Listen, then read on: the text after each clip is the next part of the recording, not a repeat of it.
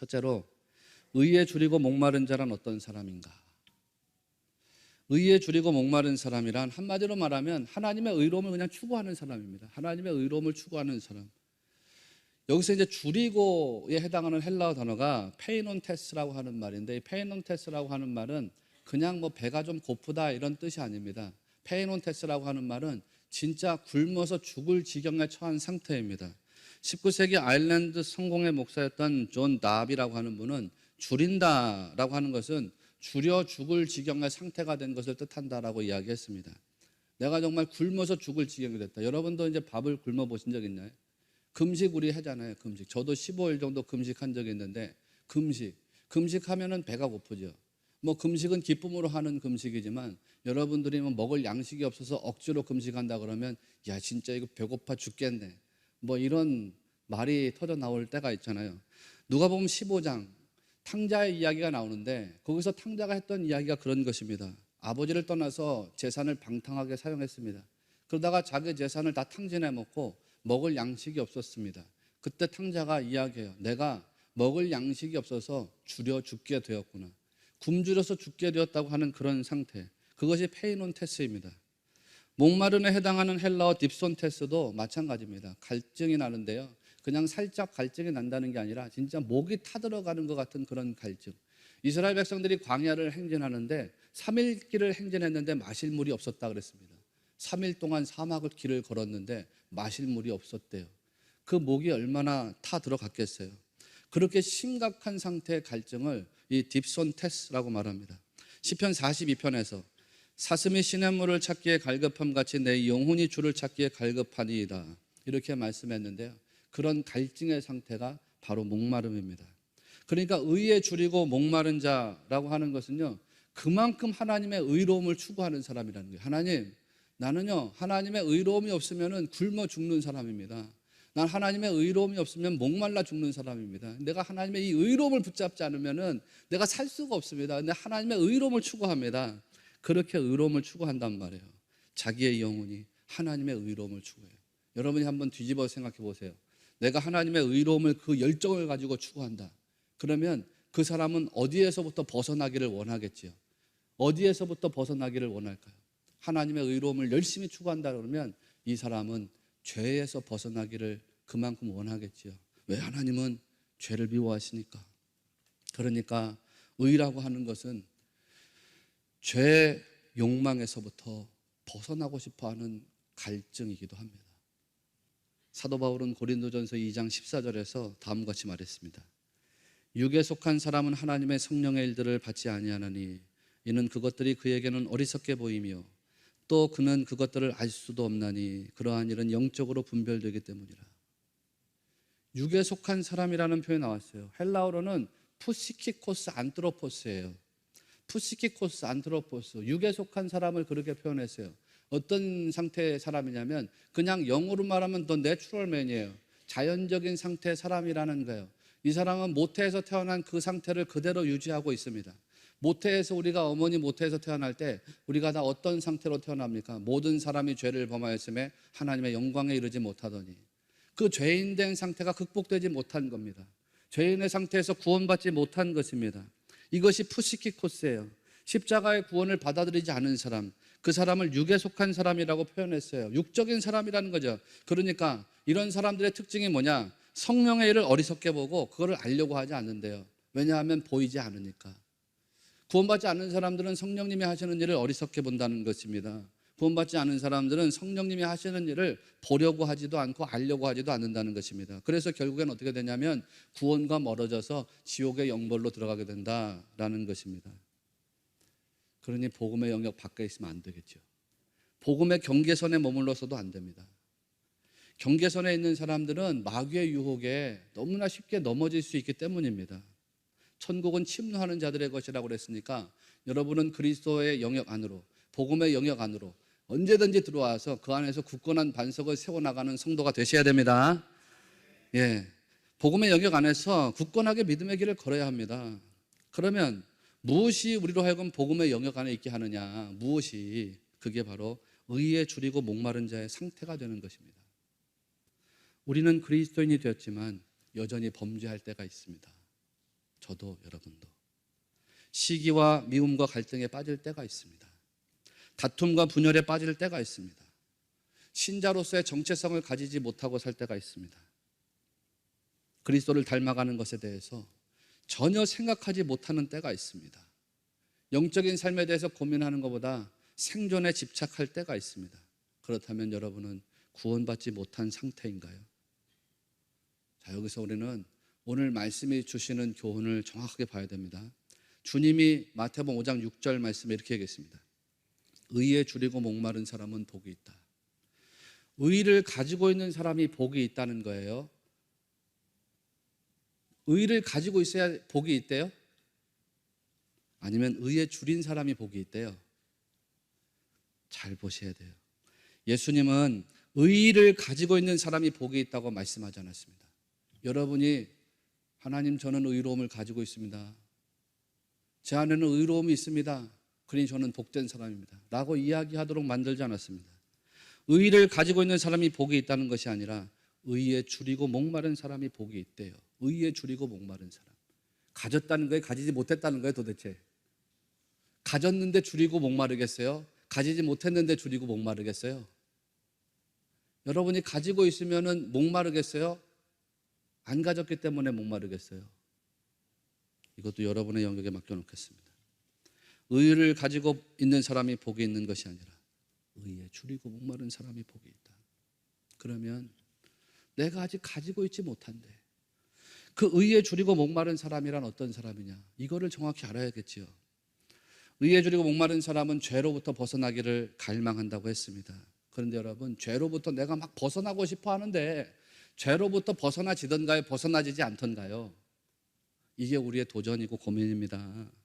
여러분이 죄로부터 막 떠나기를 원하는데 이 죄로부터 잘 떠나지지가 않습니다. 죄 문제를 해결해 놓고 싶은데 이 죄 문제가 해결이 잘 되지 않습니다. 그렇습니다, 여러분. 여러분이 가지고 있는 죄의 문제를 절대로 스스로 해결할 수가 없습니다. 범죄하지 않은 영혼이란 없습니다. 죄송한 말씀인데 이 죄의 문제를 스스로 해결할 수 있느냐? 해결할 수 없다는 거죠. 이 죄의 문제는 예수님이 아니면 결코 해결 볼 수가 없습니다. 그래서 하나님께서 독생자 예수님을 십자가에 달려 죽게 하신 것입니다. 예수님이 십자가에서 죄의 문제, 우리 죄의 문제를 해결하게 하신 것입니다. 여러분이 그렇기 때문에 이 죄의 문제에서 마땅히 벗어나고 싶다면 예수 그리스도의 은혜를 구해야 한다는 것을 반드시 기억하셔야 됩니다. 내가 하나님 죄로부터 벗어나길 원합니다. 그만큼 나는 하나님 의에 줄이고 굶주린 자입니다. 그런데 내 힘으로는 그게 도달할 수가 없습니다. 그러니 나를 구원하시는 주님의 은혜를 바랍니다. 나 영혼을 이끌어주시는 주님의 은혜를 바랍니다. 여러분, 바로 이것입니다. 주님의 은혜를 구하는 것, 주님의 은혜가 여러분에게 임하기를 간절히 구하는 것, 이것이 의에 줄이고 목마른 사람의 결국인 것을 꼭 믿으시기를 바랍니다. 그러니까 의에 줄이고 목마른 자란 극단적으로 표현하면 은혜를 구하는 사람인 거예요. 은혜를 구하는 사람. 왜 나는 안 되니까. 둘째로 완전에 이르도록 의에 줄이고 목마른 자가 되라는 거예요. 완전에 이르도록 의에 줄이고 목마른 자가 되라. 사도 바울은 신자를 크게 두 종류로 딱 구분을 했습니다. 고린도전서 3장 1절 말씀을 보면요, 이런 말씀이 나와요. 형제들아, 내가 신령한 자들을 대함과 같이 너희에게 말할 수 없어서 육신에 속한 자 곧 그리스도 안에서 어린아이들을 대함과 같이 하노라. 여기 말씀을 보면요, 바울이 신자를 두 그룹으로 딱 구분하는데 하나의 그룹은 신령한 자들이라 그랬고요, 하나의 그룹은 육신에 속한 자다 이렇게 이야기했어요. 신령한 자라고 하는 게 푸뉴마틱 코이스예요. 푸뉴마틱 코이스, 영적인 사람들이라는 거예요. 이렇게 영적으로 성숙한 사람들, 그리스도인들 중에는 영적으로 성숙한 사람들이 있어요. 여러분이 다 푸뉴마틱 코이스가 되기를 바랍니다. 영적으로 성숙한 사람들이에요. 이거를 바울이 이야기하는데 푸뉴마틱 코이스, 우리말로 번역할 때는 신령한 자들이라고 번역해놨어요. 그러나 반면에 육신에 속한 자가 있대요. 이 육신에 속한 자는 제가 앞서 말씀드렸던 고린도전서 2장에 얘기했던 육에 속한 사람하고는 차원이 다른 사람입니다. 앞에서 이제 육에 속한 사람은 푸시키코스라 그랬어요. 또 내추럴맨, 자연적 생명, 그냥 자기 어머니 모태에서 죄를 가지고 태어났는데 그 죄를 그대로 가지고 있는 사람이에요. 근데 여기서 말하는 육신에 속한 사람이라는 것은 사르키노이스라고 되어 있는데 이 사람은 죄는 극복한 사람이에요. 구원은 받은 사람이에요. 구원은 받았으나 여전히 육신에 속해 있는 사람이에요. 무슨 말이냐? 구원은 받았는데 여전히 자연적 본성이 해결되지 않은 사람이에요. 구원은 받았는데 여전히 자기의 율법적 자아에 얽매여 있는 사람이에요. 여러분, 자연적 본성을 버리지 못하고 구원 받았음에도 불구하고 자기 자아가 이끄는 대로 신앙하는 삶을 살아가는 거. 내 마음에 들면 그냥 열심히 하고 마음에 안 들면 좀 티미하게 하고. 성도는 거기에서부터 벗어나야 됩니다. 성도는 끊임없이 의에 줄이고 목마른 자가 돼서 영적으로 성숙한 신자가 되어야 됩니다. 난 여러분이 그렇게 되시기를 바랍니다. 육적인 그리스도인은요, 자기 자아의 한계를 넘어서지를 못합니다. 그들은 자기 자아가 보게 하는 것을 보려고 합니다. 믿는 자가 되었음에도 불구하고 말씀이 가르치는 바를 보는 것이 아니라 내 자아가 보게 하는 것을 보려고 합니다. 데이빗 플랫이라고 하는 분이 레디컬이라고 하는 책에서 다음과 같이 말했습니다. 자아가 왕좌에 앉아 통치하는 문화 속에 사는 현대인들은 자신이 만들어낸 가설과 욕망을 채우기 위해서 복음을 왜곡하고 축소하며 심지어 조작하는 위험천만한 성향을 보이고 있다. 이 말을 쉽게 말씀드리면 이 자아의 문제가 해결되지 않는 사람은요, 복음을 자기 자아에 만족시키기 위해서 왜곡하고 조작한다는 거예요. 내 자아의 문제가 해결되지 않은 사람은 말씀을 자기 뜻에다 갖다 맞춰가지고 조작하고 축소하고 왜곡한다는 거예요. 그래서 위험하다는 뜻이에요. 자아가 해결되지 않으면, 이 자아의 문제가 해결되지 않으면 그리스도인이 되어서도 위험한 상태로 살아가게 된다는 것입니다. 왜냐하면 내 자아를 만족시키기 위해서 복음을 끊임없이 왜곡시키기 때문이에요. 말씀을 끊임없이 자기가 조작하기 때문이라는 거죠. 의에 줄이고 목마른 사람은 결국 뭐냐? 로이드 존스 목사님은 그리스도를 닮기 원하는 사람이라고 했습니다. 그리스도를 닮기 원하는 사람. 그러면 어떻게 우리가 그리스도를 닮아갈 수 있느냐? 예수님이 분명히 답을 주셨어요. 우리가 그리스도를 닮을 수 있는 방법이 뭐냐면 그리스도와 연합을 이루는 거예요. 기억나세요? 요한복음 15장 말씀. 나는 포도나무에 너희는 가지라. 예수님께서 말씀하셨죠. 내 안에 거하라. 나도 너희 안에 거하리라. 말씀하신 것처럼 그렇게 되기를 원하는 거예요. 요한복음 15장 7절. 너희가 내 안에 거하고 내 말이 너희 안에 거하면 무엇이든지 원하는 대로 구하라. 그리하면 이루리라. 여러분은 여러분이 구하는 것이 다 이루어지기를 원하십니까? 원하지 않으시는가요? 교회 왜 다니시는 거예요? 기도는 뭐하러 하시는 거예요? 여러분 원하는 거 다 이루어지길 원하십니까? 난 원하는데요. 난 내가 원하는 것이 이루어지길 다 원하는데요. 그런데 이게 이루어지려면 전제가 있대요. 전제가. 그 전제가 뭐냐면 너희가 내 안에 거하고 내 말이 너희 안에 거하면 이래요. 한마디로 말하면 연합이 돼야 된대. 그리스도 하나가 돼야 된다는 거예요. 사랑하시는 여러분, 우리가 다 그렇게 돼가지고 주님 은혜 안에서 열매 맺는 성도의 삶을 살게 되시기를 바랍니다. 이 말씀이 이루어지기를 소원하는 게 바로 이것이 의에 줄이고 목마른 사람의 신앙 모습이에요. 우리가 예수님을 믿고 구원받았지만 아직 완전에 도달한 것은 아닙니다. 사도 바울도 마음속에 원하는 바 선이 있지만 마음속에 원하지 않는 악을 행한다고 했잖아요. 로마서 7장 19절 말씀을 보면 바울이 말합니다. 내가 원하는 바 선은 행하지 아니하고 도리어 원하지 아니하는 바 악을 행하는도다. 그래서 바울이 나는 곤고한 사람일 수밖에 없구나 라고 고백한 거예요. 육체의 연약함은 뭐냐? 인간의 본성의 연약함은 뭐냐? 죄와 사탄의 권세로부터 도무지 벗어나지를 못한다는 거예요. 이겨낼 수 없다는 거거든요. 내 힘으로는 안 된다는 거예요. 그걸 포기하시라는 말씀이에요. 그런데 인간이 연약해서 이길 수 없는 그것을 누가 넘어가게 하시냐면 예수 그리스도 주 성령님께서 넘어가게 하신다는 거예요. 그거를 바울이 로마서 8장에서 이야기했어요. 그러므로 이제 그리스도 예수 안에 있는 자에게는 결코 정죄함이 없나니 이는 그리스도 예수 안에 있는 생명의 성령의 법이 죄와 사망의 법에서 너를 해방하였습니다. 아멘. 인간은 자기 어두운 본성, 그 죄의 본성을 스스로 넘어갈 수가 없습니다. 그런데 예수 그리스도, 그분이 내 안에 들어와서 내 주인이 되시면, 성령님, 그분이 내 인생을 주장해서 이끌어 가시면 이 죄의 본성을 넘어가게 해주신대요. 넘어가게 해주신대요. 여러분, 이게 은혜인 줄을 믿으시기 바랍니다. 육신의 생각이나 자아의 고집은요, 하나님 앞에 굴복하지 않습니다. 하나님을 기쁘시게 하려고 하지도 않습니다. 사도 바울이 로마서 8장에서 이야기했습니다. 그래서 육신의 생각이 하나님과 원수가 된다는 거거든요. 로마서 8장 8절에서는 그런 육신에 있는 사람들은 하나님을 기쁘게 할 수 없다 그랬습니다. 그런데 우리 안에 계시는 예수 그리스도, 그분이 내 안에서 주인 되신단 말이에요. 내가 예수님을 영접했을 때 내 안에 좌정하신 성령님, 그분이 나를 이끌어 가신단 말이에요.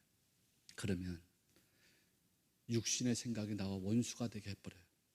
나를 부인하고 내가 예수님을 닮아가는 사람으로 나를 이끌어 주신다, 이 말씀이에요. 그래서 자기의 자아를 따라가면 사망이 되지만 주님을 따라가면 생명과 평안이 되는 것이에요. 로마서 8장 6절에서 사도 바울이 말했습니다. 육신의 생각은 사망이요 영의 생각은 생명과 평안이니라. 여러분, 그 생명과 평안의 은혜가 날마다 여러분에게 있어지게 되시기를 바랍니다. 그런데요, 이게 그리스도와 온전한 연합을 이룰 때에 완전히 되는 거예요. 그리스도와 온전한 연합을 이룰 때 그 기쁨이 채워지는 거예요. 은혜가 채워지는 거예요. 그렇잖아요. 남자하고 여자하고 아무리 사랑하고 연애를 해도 두 사람이 법적인 부부가 되기 전까지는 부부로서의 그 기쁨을 누릴 수가 없는 거예요. 누리고 싶어도. 그러나 온전한 연합을 이루면 누려지게 되는 거예요. 그리스도께서 나의 주인 되실 때, 그래서 그리스도와 온전한 연합이 이루어졌을 때, 그때에 주님의 은혜가 정말 여러분에게 풍성하게 임하게 될 줄을 믿으시기 바랍니다.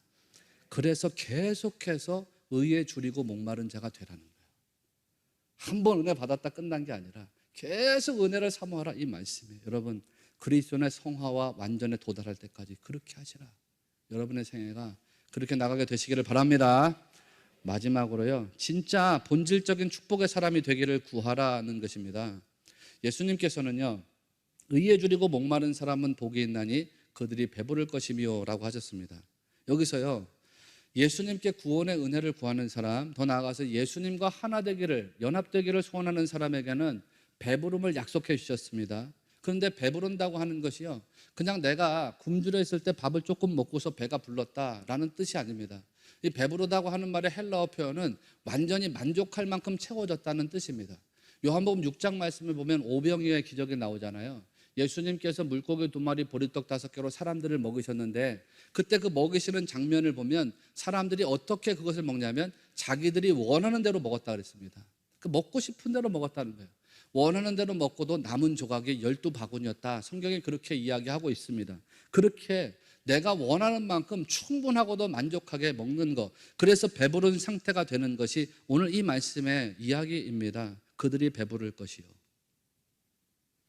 굶주림의 근원이라든지 갈증의 근원이 완전하게 해결받는 겁니다. 여러분, 근원이 해결되지 않으면 결코 만족이 생길 수가 없지요. 그렇지 않아요? 로이드 존슨 목사님은 본래 의학을 공부했습니다. 그래서 이분이 이 마태복음 5장 6절 말씀을 주석하면서 좋은 의사하고 서툰 의사에 대한 이야기를 합니다. 여러분에게 질병이 생기면 병원으로 갑니다. 그런데요, 그 고통을 누구도 좋아하지 않습니다. 그래서 고통을 해결해 주는 것이 무엇이든지 간에 이 사람은 받아들일 준비가 돼 있어요. 그렇지 않아요? 이 환자를 치료하는 의사가 그 고통만을 해결해 주려고 하면 그는 서툰 의사이다. 로이드 존슨 목사님이 그래서 제 얘기가 아니라 좋은 의사는 고통의 원인을 발견해서 치료해 주는 사람이 좋은 의사다 그랬습니다. 그러면서 이 로이드 존슨 목사님이 다음과 같이 말했습니다. 고통에 대한 궁극적인 치료법은 질병을 치료하는 것이지 고통을 치료하는 것이 아니다. 그렇잖아요, 여러분. 여러분도 병이 낫고 싶어서 병원에 가는 것이지 고통이 감소되기 위해서 가는 거 아니잖아요. 여러분이 질병을 해결받지 못하면 가지고 있는 고통은 더 다스려지지를 않습니다. 질병을 고치지 않고 진통제만 사용하는 의사라면 결국에는 더 강력한 진통제를 사용하고요. 그리고 결국에는 우리 몸을 해치게 되겠죠. 본질적인 문제가 해결되지 않으면 결국에는 아무것도 해결되지를 않습니다. 우리 큰아이를 낳을 때요, 첫아이를 이제 임신해가지고 아이를 낳아야 되는데, 그때 제가 이제 왕십리 교회에서 수련 목회를 하고 있을 때입니다. 왕십리에 우리 집이 있고, 그런데 병원은 불광동에 있어요. 그 당시에 이제 불광동에 있는 은혜산부인과라고, 이 병원이 90% 이상 자연분만하는 병원이었어요. 우리 선배들이 소개를 해줬어요. 그 병원 가면 수술하지 않고 자연분만한데, 그 병원을 갔어요. 또 그 병원 가니까 목사님 사모님이 원장님이에요. 교역자들은 50% 할인해 준대. 근데 또 그 병원을 갔어요. 그 병원에 가지 애를 낳는 거예요. 진통이 왔습니다. 그래가지고 아이를 이제 데리고 병원에 갔습니다. 왕십내서. 그랬더니 의사 선생님이 아직 멀었습니다. 집에 가십시오. 두 번째 또 가진통이 왔어요. 병원에 갔어요. 아직 멀었습니다. 집에 가세요. 세 번째 병원에 갔더니 선생님이 그래요. 아직 멀었습니다. 집에 가세요. 제 아내가 선생님 너무 몸이 아파요. 마음 불안해요. 병원에 입원시켜 주시면 안 돼요? 그러니까 의사 선생님 말씀이 병원에 입원하면 병원비만 나옵니다. 침대에 누워 있어 봐야 애가 더 안 나옵니다. 집에 가가지고서 열심히 걸어 다니라는 거예요. 그래야 애가 빨리 나온대. 또 진통이 왔어요. 네 번째로 갔어요. 아직 안 됐는데요. 선생님 우리 유도분만 하겠습니다. 무통분만 하겠습니다. 그 선생님 얘기가 산모가 건강한데 젊고 그때 20대니까 젊고 건강한데 왜 약을 써요? 얼마든지 자연분만 할 수 있어요. 얼마든지 아이가 건강하게 나올 수 있어요. 어머니 아이가 나올 때 엄마보다 스트레스가 한 10배가 많대요. 그 아이도 참고 나오는 거니까 엄마도 참으시라고. 엄마만 조금 고생하면 된다 이거예요. 그러면은 얼마든지 건강하게 나을 수 있다는 거예요. 그런데 왜 약을 쓰냐 이거 약을. 우리 장모님이 화가 나가지고 병원 바꾸자고. 근데 안 바꾸고 그 병원에서 낳았어요. 자연분만으로 그냥 낳았어요. 우리 큰아이를. 여러분 그 선생님의 목적이 뭐예요? 저 사람의 고통을 다스려주는 게 목적이에요? 아이를 출산하는 게 목적이에요? 출산이 목적이에요. 본질은 출산이에요. 고통을 다스려주는 게 아니에요. 고통을 끌어안고서라도 아이가 건강하게 나오게 하는 게 그분의 목적이에요. 고통을 다스리는 게 본질이 아니에요. 원인을 찾아내서 그 원인을 해결해 주는 게 본질이에요. 병원이 그렇습니다. 질병에서 벗어나게 해줘야지 고통에서 벗어나게 해주는 게 좋은 병원이 아니잖아요. 죄송한 말씀이지만 진짜 좋은 병원은 질병에서 벗어나게 해주는 병원이잖아요. 여러분 인간의 진짜 고통의 문제가 해결되지 않으면 진짜 행복을 누릴 수가 없습니다. 인간의 진짜 고통이 어디에 있느냐? 여러분이 행복을 찾으면서도 왜 불행과 짝지어서 살아가는가? 그 이유가 무엇일까? 본질적인 거거든요. 그 본질이 바로 죄의 문제예요. 이 죄의 문제가 근본적으로 해결을 받아야 됩니다. 그리스도 예수님을 통해서. 그 다음으로는 내 자아가 해결을 받아야 됩니다.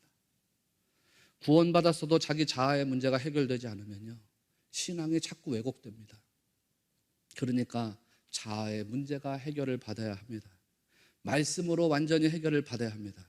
그래서 주님과 딱 붙어가지고 연합되기를 사모하고 주님만을 바라보는 진짜 주님만을 바라보는 영적인 선진들이 여러분 되셔야 합니다. 이게 반석 위에 집을 짓는 방법이에요. 반석 위에 지은 집은 무너지지 않는다고 했죠. 반면에 모래 위에 지은 집은 비바람이 불고 바닷물이 넘치면은 무너진다고 했어요. 모래 위에 지은 집은 아무리 화려하게 지어도 언젠가는 무너지게 돼 있어요. 여러분이 성공하지 말라는 게 아니에요. 여러분 자녀들이 세상에 나가서 성공하고 출세하고 그렇게 하지 말라는 거 아니에요. 그 성공과 출세를 어디 위에다가 세울 것인지를 분명히 하라고 도전을 주시라는 말씀이에요. 반석 위에 그게 세워져야지. 모래 위에 세워지면 안 된다 이 말씀을 드리는 거예요. 그렇게 도전하는 거예요. 어떤 일에 실패하거나 어떤 일이 잘 풀리지 않아요. 그러면 하나님과 자기의 관계를 돌아보지 않고요 하나님을 원망합니다. 질병에서 구원받지 못하면 자기를 고치지 못하는 의사를 원망하는 게 아니라 하나님을 원망합니다. 하나님 제게 도대체 왜 이러시는 거예요? 나한테 도대체 왜 이러시는 거예요? 그런데 여러분 하나님이 정말 왜 그렇게 하시는지 모르시겠어요? 왜 그렇게 하시는 거예요? 왜 그렇게 하시는 거예요? 관계잖아요. 관계. 하나님과 친밀한 관계. 그리스도께서 주인 되시는 인생 살기를 원하는 그런 관계.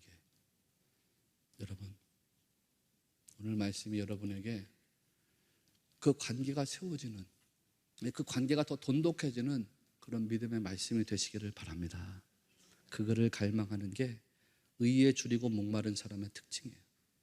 그런 사람들은 충분한 은혜를 맛보게 된다 했습니다.